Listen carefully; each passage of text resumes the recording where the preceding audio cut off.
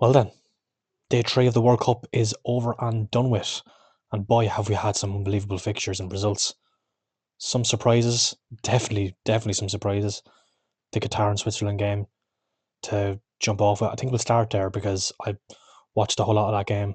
Obviously, we had the USA and Paraguay on first beforehand, but the Qataris, I mean, Switzerland, wow. I mean, they are one of the nations that are like always there. They're always at a tournament.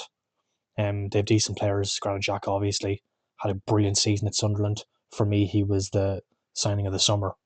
56% possession for Switzerland, but obviously uh, possession isn't everything in the world of football. But realistically, Switzerland should have beaten them by two or three. I mean, they had a goal, the ball shot clear off the line. They hit the post a number of times. One to look back on for Switzerland if they don't qualify. Um, with a 95th minute equaliser from the Qataris, unbelievable. It's what the World Cup's all about. I'm just recording this, by the way, just after Germany smashed Krakow. I hope I'm pronouncing that right. There's so many nations to go through. I probably butchered that, but anyway. Um, yeah, that group is now wide open, considering, I think America are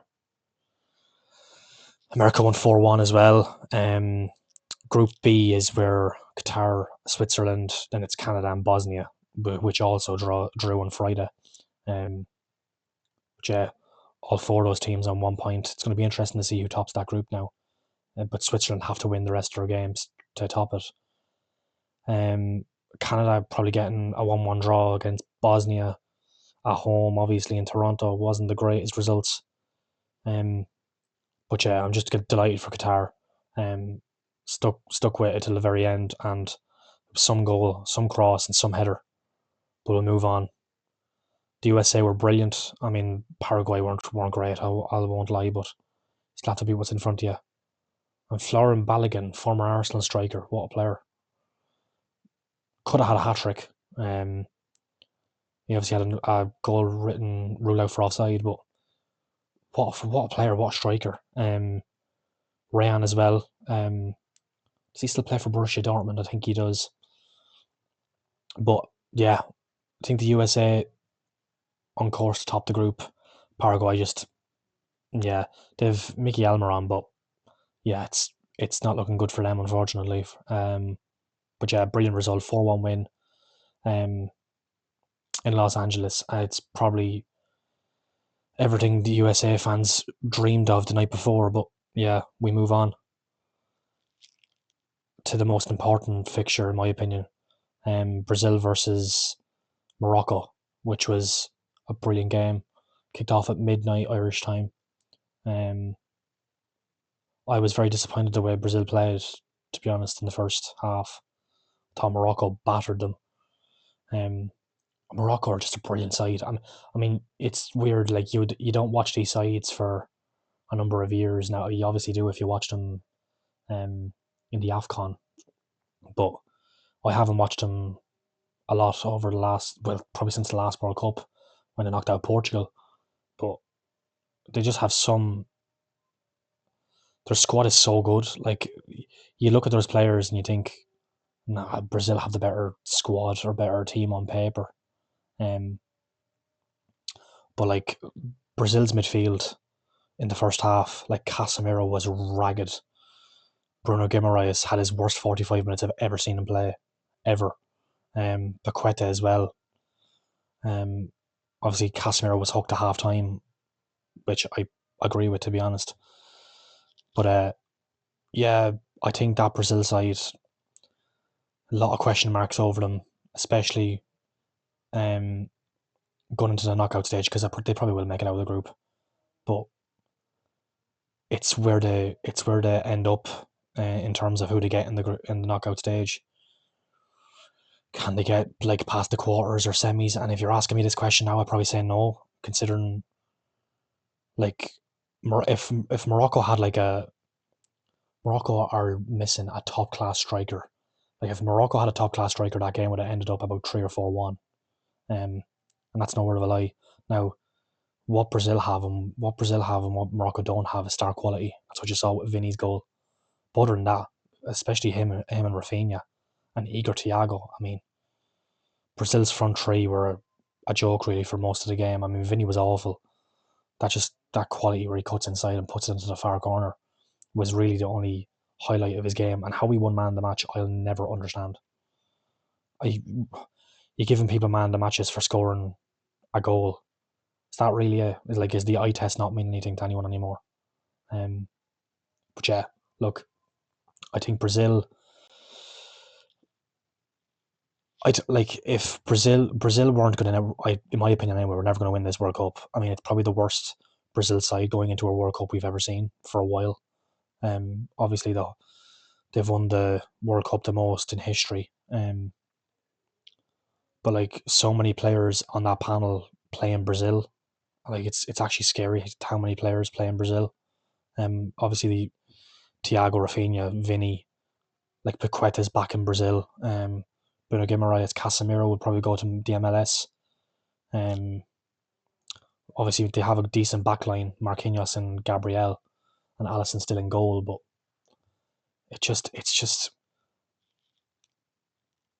doesn't look good in terms of just the overall squad. Like Casemiro can't play a full 90, and whoever they bring off the bench, I mean Fabinho, he's over in Saudi getting as much money as he possibly can. I'm surprised Mateus Cunha didn't play. I know, biased, I'm a United fan, look behind me, but yeah, I thought Brazil were awful and fortunate to get away with a 1-1 draw in the end. But I think Carlo Ancelotti has a lot to do with the squad, and believe me, if Brazil go and win this World Cup after I watched that 90 minutes of football, Don Carlo will go down for me as the greatest manager ever. Yeah, and I'm a United fan, and I love Sir Alex Ferguson, but if Carlo Ancelotti wins Brazil the World Cup, he's the greatest manager of all time. Um, I don't think many people would. Maybe there would be United fans that would say because they're just United fan, but I'd actually hold my hands up and say Don Carlo would be the greatest manager ever if he won the World Cup. But the team I'm cheering for in this tournament, Scotland, got off to a 1-0 win against Haiti, who, by the way, wow. I mean, you don't know any of these players before a ball's kicked, but like, they were actually decent.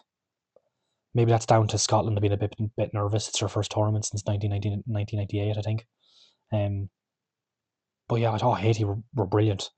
I thought going into this game, it could have been 4 or 5-0 to Scotland, comfortable for Scotland, an easy game to start their World Cup. But I thought at times Haiti defended really well. If they had better quality in the final third, they could have scored themselves. But yeah, Scotland just got over the line. John McGinn, I mean, what a season he's had. Lifting the Europa League with Aston Villa, now scoring. He's now become the oldest player to score for Scotland in a World Cup.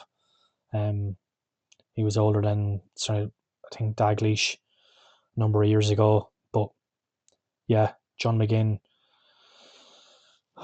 gives Scotland their 3 points, and they've never gone out of a group. It looks like they're going to get out of a group this one because the way Brazil are playing at this moment in time actually gives Scotland a chance. But they definitely need to be better against Brazil than they were against Haiti, because if Haiti had actually decent forwards and like a better, more ruthless, that's the word, a more ruthless forward line, I thought Haiti would have scored 1 or 2 themselves. Go through a few other players here that I thought didn't have a great game. I thought the fullbacks for Scotland had a stinker really. We saw the new rules come into action for the first time in the tournament. Aaron Hickey, I think, Aaron Hickey was taken off after 75 minutes. I don't know how we stood on that long, to be honest. He got called up on the 5-second throw in. He held the ball on for 2 seconds, and Haiti got given the throw in. It's the first time we've seen at this tournament. But yeah, I thought some of the players were poor. I thought, Scott McTominay smashed the post in the first half. I thought he was average at best. Yeah, John McGinn again, just a stellar performance. He gives you 7 or 8 out of 10 every game, really. Quality player. I thought Grant Hanley was very dodgy. Could have gave away a penalty at some stage. Just like there was cross coming into the box from Haiti, and they were just taking them down, and no one was marking the back four. Like someone was dropping, the other one was trying to play a high line. I mean, Scotland at times were all over the place, but yeah, I do think Scotland need to be much better going forward into the tournament, and if they want to actually get far into the tournament, they need to sort their defence out. And I know like they kept a clean sheet, but it's Haiti, with all due respect. But yeah, as recording this, Holland, who I got in a sweep, play Japan. That'll be a tough game. That'll be an interesting game because Japanese have decent players. Matoma plays for Brighton. But yeah, Japanese always give you a decent game. I think they bet England in a friendly before the tournament. But yeah, it's going to be interesting to see what all these teams do, especially going further into the tournament. But I love the World Cup. It's been brilliant so far. I'm just so annoyed that Ireland aren't in it. Obviously, I streamed Czech Republic losing their first game. Absolutely delighted for them. Sorry, Czechia fans. I'm still annoyed, but you can't blame me, really, can you? But yeah, that's it for now. But stay tuned. I'm going to be covering all the World Cup as much as I possibly can because the games are on at ridiculous times. But we'll see what happens, yeah. I'll leave it with that, though. Brazil, you need to get your act together if you want to win this World Cup. If they do, Don Carlos, the greatest manager of all time. And yeah, shout out Haiti. You've done your fans proud. Yeah, that's it for me. Until next time. Peace.